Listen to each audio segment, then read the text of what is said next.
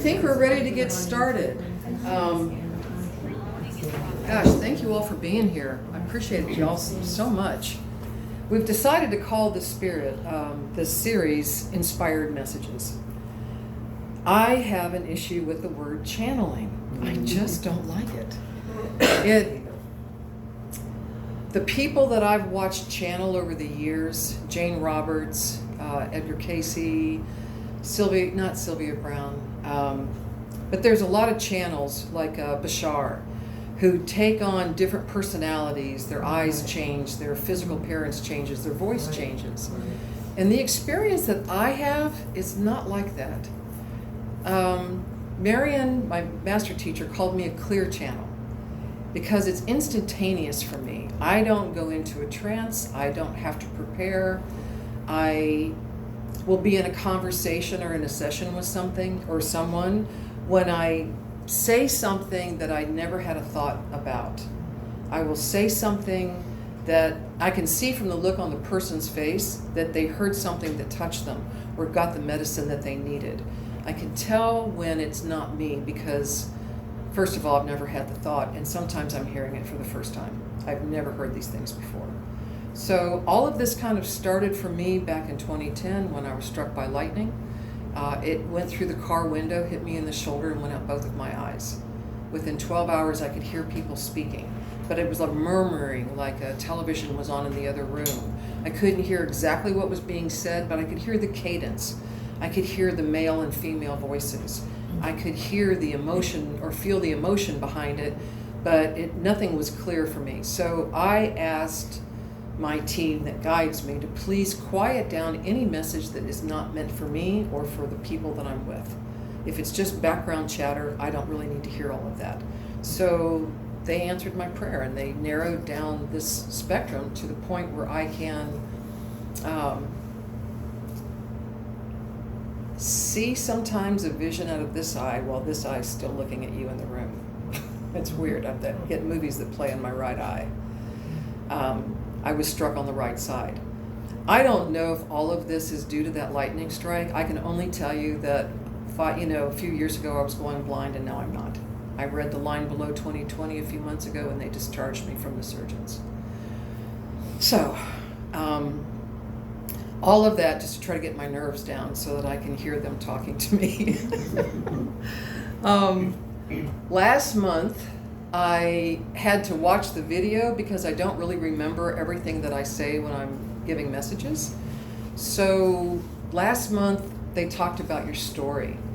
And they reminded you that you're not stuck in your story. You're not stuck in your job. You're not stuck in your relationships. You're not stuck with your bank account in its current condition. You're not stuck with anything. You're the author of your own story. And I think that Spirit also encouraged you to write the next chapter of your story. Because mine every day begins with, and she lives happily ever after to the end of her days. And that is what I say before my feet hit the floor every single day. I am aware, keenly aware, I'm writing my own story and I'm directing my own play. I used to believe that somebody else was directing my play. I thought I was stuck in my story and stuck with my physical condition, with my life, and that wasn't true. So once I discovered that wasn't true, I got busy creating the life I actually wanted to live instead of the one I thought I had to. So as I'm reviewing last month's videos, Spirit starts talking to me, and I start hearing the word radical acceptance almost nonstop for the last week. So I have a feeling that's what they want me to talk about today. All right.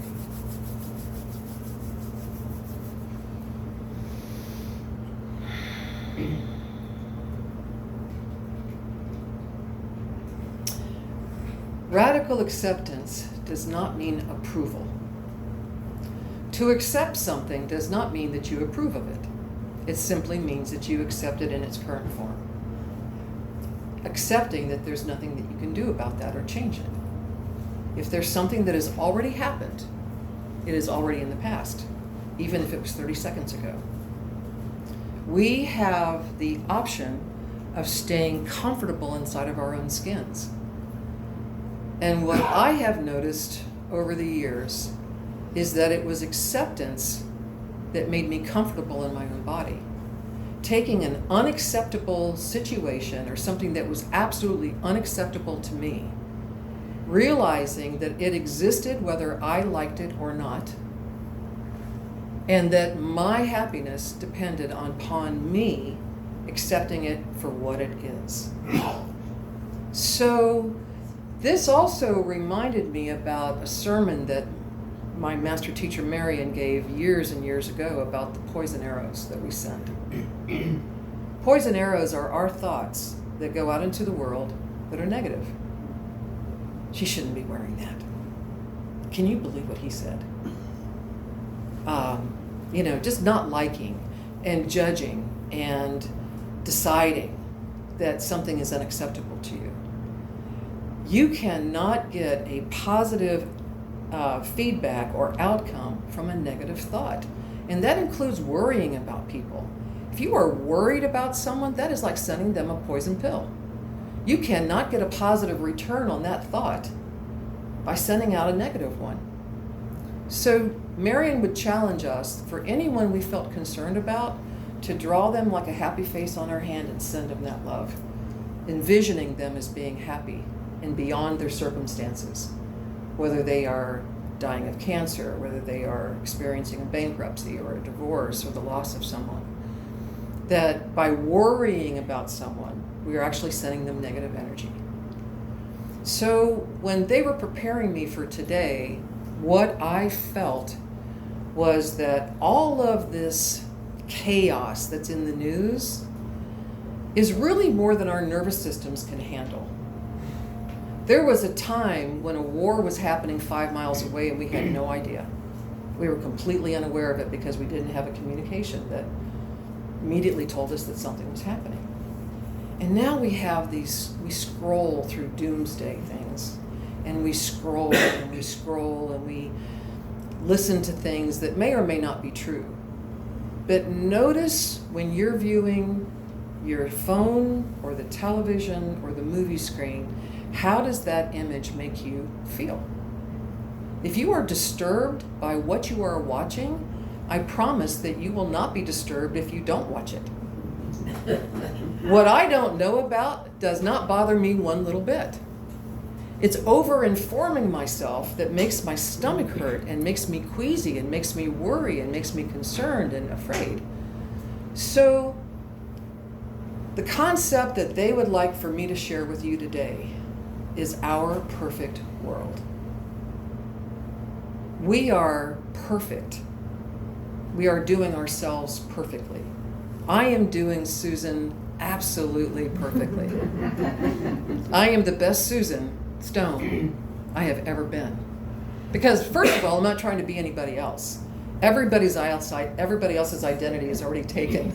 So take the one that's available to you. It's yours. I am perfectly flawed in the most beautiful ways. I am perfectly limited in exactly the ways I have designed myself to be. Now I can change that by changing my idea about myself and what I would like to unleash myself or unrestrict myself from. For me to think that I'm clumsy or to think that I have limited intelligence or that I have limited capabilities or limited income or limited potential is for me to believe something about myself that isn't necessarily true. In my current condition, I may not be where I want to be, but I have to realize I'm not where I used to be. And knowing that I'm the director of my own play, I am choosing to surround myself with higher vibrational people that bring me joy, that I do the work that also brings me joy. But I'm seeing the world through this lens that I call perfect. Now, anybody can turn on any news channel and say, that's not perfect, that's not perfect, that's a mess, that's a problem. And as long as we view the outer world as being a problem, we're going to feel that. if we could see that it's perfectly flawed and may be necessary for the next good thing to happen. I remember in 2020 when, no, it wasn't, it was 9/11. It was on 9/11, and my sister got stranded in Ohio. She was on her way to New York for this great interview, and they got grounded. So she couldn't make this interview. And all the flights had been stopped. So she calls this guy and she says, look, I am stuck in Ohio. She'd flown from California and she was supposed to be in New York. She goes, I can't get a rental car. I flew here, so I don't have a vehicle. I don't know how we're going to be able to make this work. And he goes, well, where in Ohio are you? And she goes, well, I'm near the Columbus airport. And he said, I'm staying at a hotel on so-and-such street. I'm stuck here too. So they made the arrangement to meet, and she ended up getting this incredible international job in research, which is her bailiwick. So things being what we think could be like the worst thing that ever happened in the world can sometimes be the best thing that ever happened. I thought being an alcoholic was the worst thing that could happen to anyone. I watched them die in my family, one after another, destroy their lives, one after another, destroy their relationships, their marriages, have horrible effects on their kids. And I thought becoming an alcoholic was the worst thing that could have ever happened to me until I got sober. I am so grateful that I got to live for a while in hell, so I would have the gratitude of living in heaven. So that I would go to a program that would give me an outline of how to turn my life around and how I could make up for the mistakes I had made. They taught me how to be an adult, which I had not really picked up on. I was still that, you don't mature emotionally when you drink alcoholically. For me, that started at the age of 12. So I didn't get those coping skills or learn what mature people do. I was still walking around like a 12-year-old emotionally. And what I learned through this program changed everything I see in my life now. And it gave me a gratitude 29 years. I have never looked back. I have never stopped feeling grateful for this experience. So what I thought was the worst thing in my life turned out to be one of the greatest gifts I've ever received. We can look at our circumstances collectively and what's happening around our world. And if we look at each thing individually, we will say that is the most wrong thing. That is just, that's injustice, or that's not fair, or that's mean, or that's short-sighted, or that's whatever. This is just intolerable.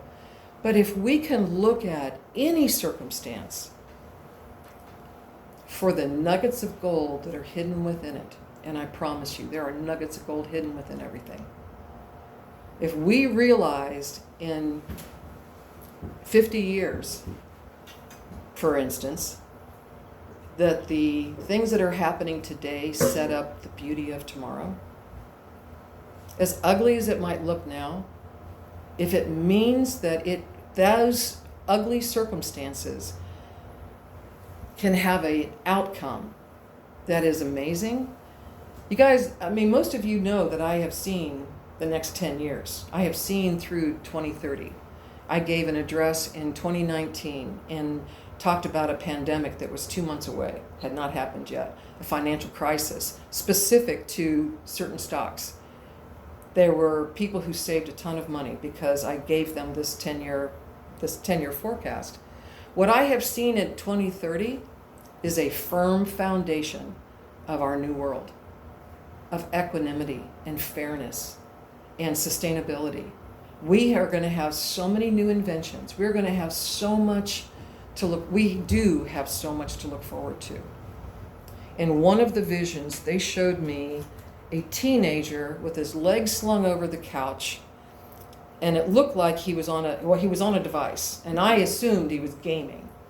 So I am put into this scene. I can tell from the skyline outside this penthouse that I'm in Dubai. I know what city I'm in. And I immediately leave this young man, and I'm zoomed into a dressing room where this beautiful woman is being fitted for a gown. She has 3 people pinning and tucking and turning her and fitting her. From there, I am zoomed past this teenager into this executive office on the other side of the penthouse to this man who is screaming at the phone and blaming somebody for some tragedy in business, and he is just being awful. They're speaking another language, so I don't know what they're saying. I'm just getting the vibe and kind of getting the idea. So then I'm brought back into the living room, and now I'm standing behind the teenager, and he's not playing a game. He's buying a nanotech company. He is a son of a billionaire, multi-billionaire, and this kid is buying a nanotech company that desalinates water with magnets. I'm looking at this thing and I'm like, does this really exist? I had to do the research. It doesn't exist yet. But I know that I saw something, and this kid is connected. They showed me a network. He's connected to all these billionaire kids. They all go to the same camps. They've all been sent to the same, psychiatrist. They've all got they have the same circle of friends. And these kids are so ashamed of their parents. They do not want to carry on the companies that was started, that made them wealthy. They are looking at how they can save the earth. These kids already have a pact amongst themselves that they are already making plans when they inherit the kingdom, so to speak. And this kid is going to desalinate water with the turn of a faucet. We know desalination right now takes more energy than it's worth because they have to distill the water. The salt water has to be distilled into fresh water. This somehow has a faucet that takes in salt water and through this process turns out clear water. So right now, as we think the world is falling apart, as we believe that things are going terribly wrong, some things that are completely right are happening behind the scenes. And even though the monsters that are their parents, or the monsters that we think that we're seeing in the world, may have given birth to the people who will save our world in so many different ways. So, is it broken, or does it just look that way? Is something else actually playing along? When something horrible happens to me, like the alcoholism, are we being short-sighted? Can we be patient enough or look at what looks horrible on the screen and think, what miracle is coming our way? What is making me feel so grateful, is when this stuff is over. When these things end, it makes us so grateful. When these things turn around, we go, oh, that's what this was all about. That's what this was leading to. I promise you, we are not going to know what any of this is leading to yet. But trust they who are running the show. Nothing has gone wrong in our world. Nothing has gone wrong in your world. Your world is, you're here to participate. We didn't come here to be happy. We were happy right where we were. We came here to do this beautiful work. And I really, truly, no matter how much people talk about the politics and the religion and the education, I just know that it's temporary. I know because I've seen the other side. I've seen where we come out at the other end of this. And so I know this is temporary. This too shall pass. But we can't really judge what we're looking at because we don't really understand what we're looking at. We don't understand the mechanics of what it takes, the steps it takes to have a peaceful world. We've got to shut down some old paradigms. We've got to shut some old things down before the new stuff can come up and bloom. I have absolute 100% confidence in the generations that are coming up. These kids that we had in here a couple of weeks ago, we attuned 5 children as Reiki 1s, and they're going to run the next animal clinic. These children were so kind to each other. Of all people, it was a 15-year-old that was nervous about joining in with the other kids. A 10-year-old took the little white bunny, went over to her and said, I noticed that you weren't joining in. Maybe you need to meet Mr. Potato.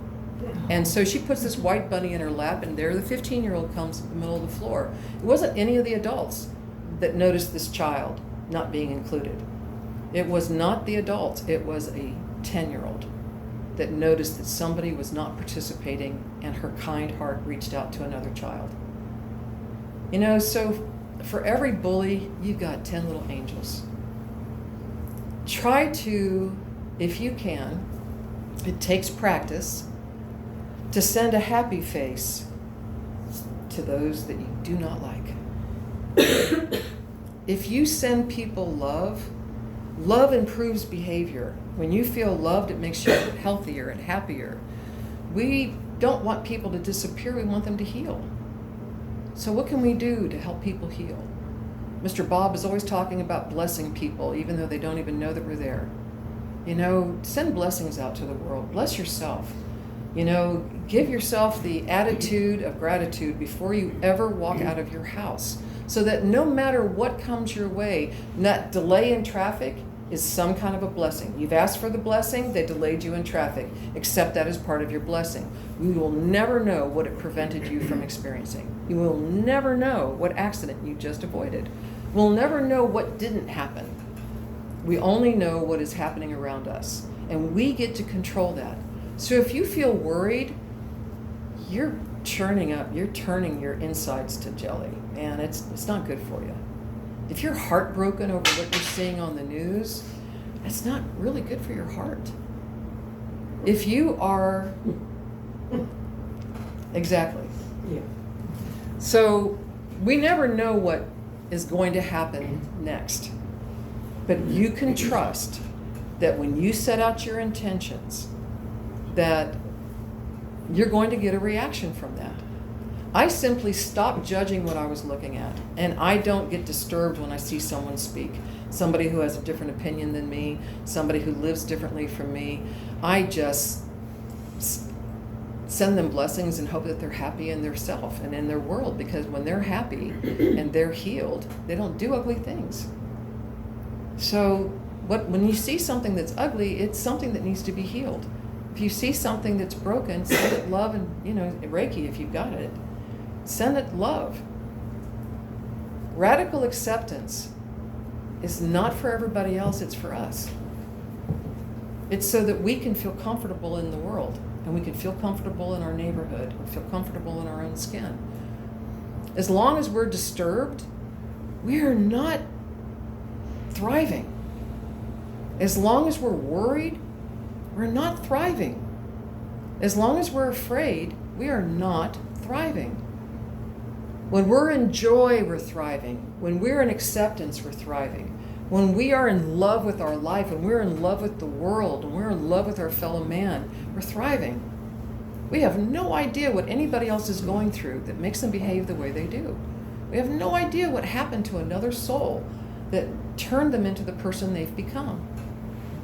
But it's optional, it's temporary, everything is in flux, everything is changing, and I really think it's important that we keep these things in mind for our own benefit.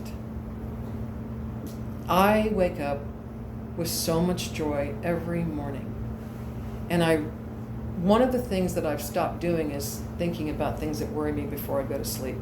It's kind of, now I lay me down to sleep, I'm the happiest girl I've ever met, yay. I do this little thing before I go to sleep. And I remind myself how much I have to be grateful for. And I go to sleep like a happy baby, and I stay there all night until I wake up and the angels go, shit, she's awake. And that's when it starts all over again. With I am the happiest woman I've ever met. I am the luckiest girl I know. Thank you for arranging the chess pieces to bring me great joy. I love the way everything works out for me. And I am the happiest woman I know. She lives happily ever after to the end of her days. That's the intention, and that's the reality now. It sounded like a big lie the first time I said it. In fact, when Marion told me to go to the mirror and say I was the happiest woman I met, I said, that's just not true. She goes, I don't care if it sounds like a lie. I want you to go and say that until it becomes true for you. And darned if it didn't. I talked myself into it. I talked myself into being the happiest person I know and feeling like the luckiest girl in the world. I talked myself into it. And so if I can do that, you can too. If you can talk yourself into a better attitude or a better frame of mind, you will talk yourself into better health. And all of the other crap just starts to fall away. Whatever we put our attention on expands. So don't stare at assholes. You know, it's just as simple as that. Whatever you place your attention on gets bigger. So make sure it's something that's really juicy and lovely and friendly and warm. Make sure that what you spend your time doing really brings you joy. And I think that's, for me, what radical acceptance is all about. And I think that's the message they wanted me to share today. So thank you so much. Aho.